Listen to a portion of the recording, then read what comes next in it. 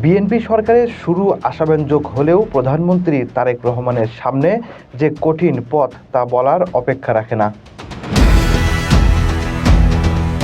দীর্ঘ ২০ বছর পর নির্বাচনে বড় জয় পেয়ে তারেক রহমানের নেতৃত্বে বিএনপি সরকার গঠন করে এবং ১ মাস পূর্ণ করেছে।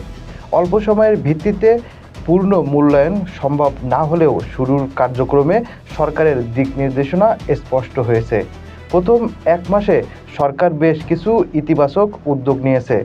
ফ্যামিলি কার্ড, কৃষক কার্ড, ই-হেলথ কার্ড চালু, কৃষি ঋণ মওকুফ, খাল খনন, গণপরিবহনে ভাড়া কমানো এবং দ্রব্যমূল্য নিয়ন্ত্রণের চেষ্টা।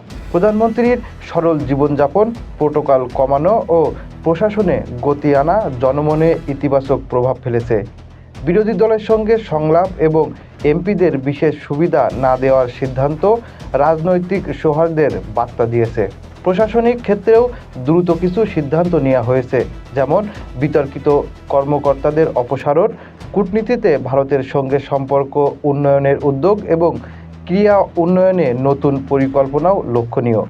তবে সরকার বড় চ্যালেঞ্জের মুখে রয়েছে। বৈশ্বিক পরিস্থিতি, বিশেষ করে ইরান যুদ্ধজনিত অর্থনৈতিক চাপ এবং পূর্ববর্তী সরকারের নীতির কারণে বিনিয়োগ হ্রাস, বেকারত্ব ও শিল্প খাতের স্থবিরতা বড় সমস্যা হয়ে দাঁড়িয়েছে।